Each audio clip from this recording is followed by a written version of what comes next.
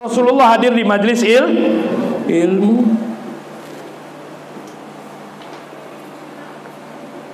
Makanya itu tuh perkumpulan-perkumpulan seperti itulah tuh cikal bakalnya santri. Jadi kalau santri kan istilah sekarang. Kalau zaman Nabi belum ada istilah tapi cikal bakalnya itu sudah ada. Ashabus Sufa tuh yang dikumpulin sama Nabi, yang ngaji bareng sama Nabi. Bagaimana keadaan santrinya Nabi? Hebat, luar biasa.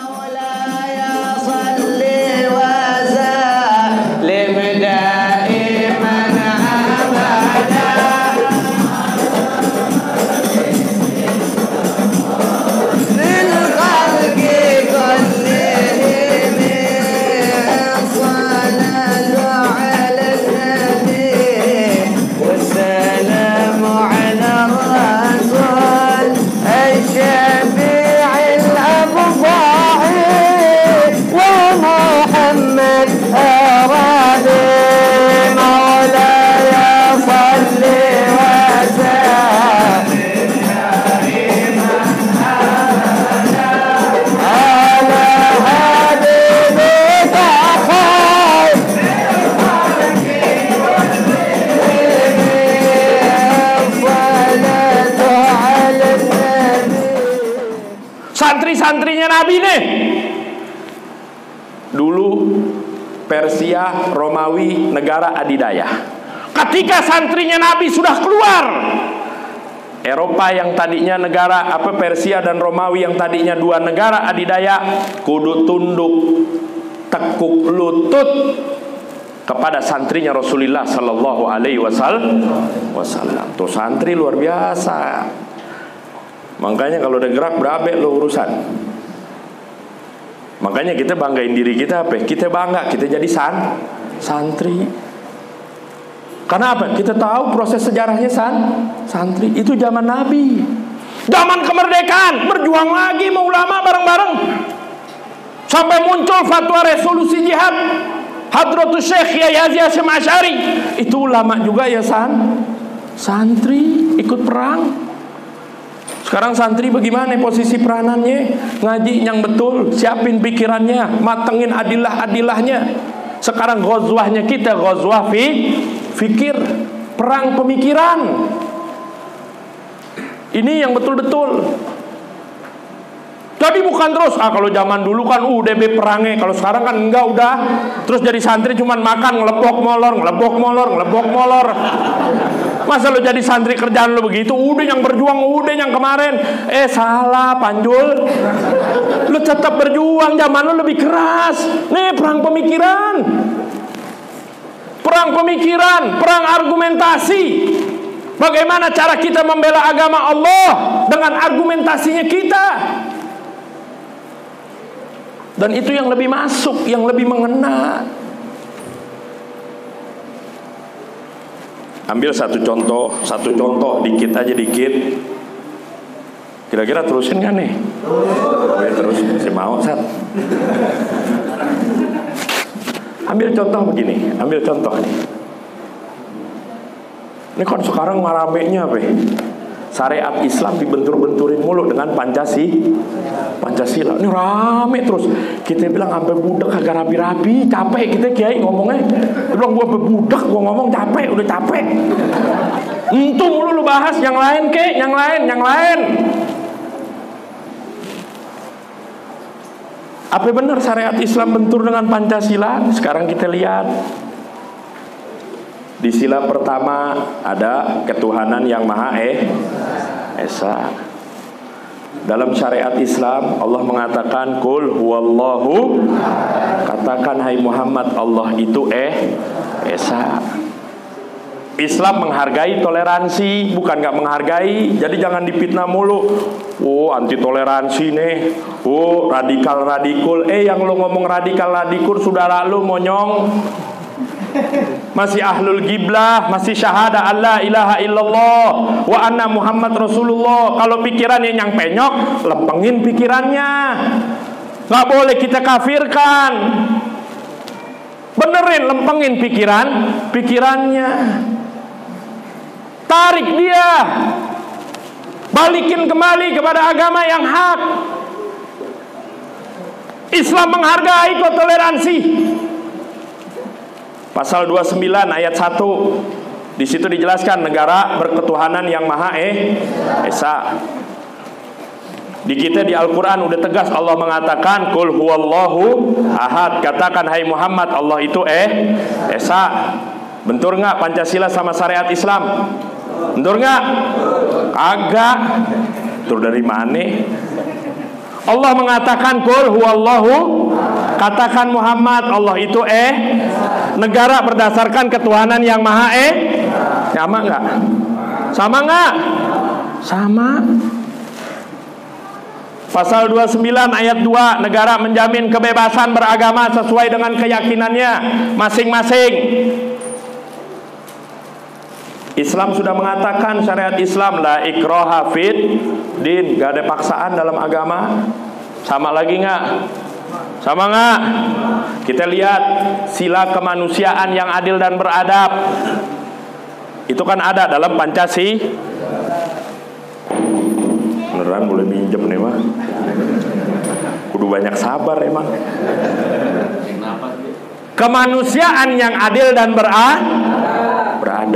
Islam udah ngajarin jauh-jauh hari. Mau tahu gak keadilannya Nabi Muhammad SAW dan bagaimana Nabi mengajari adil kepada para sahabatnya? Ambil satu contoh, kita lihat langsung Rasulullah SAW. Ada sebuah peristiwa, seorang sahabat, ya, ini namanya Tu'mah bin Ubairik. Ini nyolong baju perang punya Qatadah, Sayyidina Qatadah. Dia colong baju perangnya, ya, kemudian dimasukin karung gandum. Udah gitu nih karung gandum bocor, ninggalin jejak. Sampailah ke rumahnya Tu'mah bin Ubairik punya tetangga Yahudi, namanya Zaid bin Samin. Dititipin ini baju perang yang boleh nyolong, ditaruh di situ. Ditaruh Rasulullah. Apa yang ini? Ame si Tu'mah bin Ubairik. Akhirnya Qatadah sadar baju perangnya hilang. Baju perangnya hilang. Dicari tuh, kan ninggalin jejak gandum. Sampai ke rumah Tu'mah bin Ubairik, dibilang ente yang nyolong. Oh enggak, bukan aneh tuh tetanggaan yang Yahudi. Coba ente lihat lagi tuh, jejak gandumnya ada di mana? Oh iya bener, ke rumahnya Yahudi nih. Akhirnya disidang. Disidang ini Yahudi di hadapan Rasulullah Sallallahu Alaihi Wasallam. Ini teman-temannya Tu'mah bin Ubairik udah mengatakan, ya Rasulullah, Tu'mah bin Ubairik ini adalah sahabat engkau, orang luar biasa, ikut jihad dengan engkau. Masa ente belain Yahudi? Tuh, ini Yahudi dia bilang, enggak ya Rasulullah, aku tidak nyolong, dia boleh nitip ke aku. Akhirnya turun firman Allah Subhanahu wa taala. Allah katakan, litahkuma bainan nasi bima araqallah, agar kau menghakimi manusia berdasarkan wahyunya Allah Subhanahu wa taala. Wala takun lil khainina khasima, jangan kali-kali lo bela orang yang hianat. Tuh keadilannya Nabi. Siapa yang dimenangkan? Ini Yahudi dimenangkan oleh Rasulullah. Bukan Tu'mah bin Ubairik, karena jelas dia yang maling, dia jelas yang nyolong. Ini Yahudi kena fitnah. Dimenangkan siapa? Dimenangkan Yahudi sama Nabi. Tuh, itu wujud keadilan Nabi. Mau muslim, mau kafir, dia minta keadilan, kasih. Itu jelas fakta. Kemudian kita lihat lagi bagaimana cara beliau mendidik sahabat. Di zaman Sayyidina Umar ibn Khattab radhiyallahu an, ketika beliau menjadi khalifah, Sayyidina Ali bin Abi Thalib pernah ada satu sengketa permasalahan dengan orang Yahudi. Ada satu permasalahan, ada satu sengketa. Akhirnya Sayyidina Umar manggil Sayyidina Ali. Kata Sayyidina Umar, "Ta'al ya Abul Hasan, kemari wahai Abul Hasan." Pakai julukannya Abul Hasan. Pakai poyogan, kalau orang sini bilang poyogan kali ya. Poyogannya, ya Abul Hasan. Ini Yahudi dipanggil namanya langsung. Umpama namanya Zaid. Zaid sini loh. Sayyidina Ali dengan kunyahnya, dengan julukannya, dengan poyokannya. Kemari ya Abul Hasan. Sayyidina Ali marah luar biasa, diem.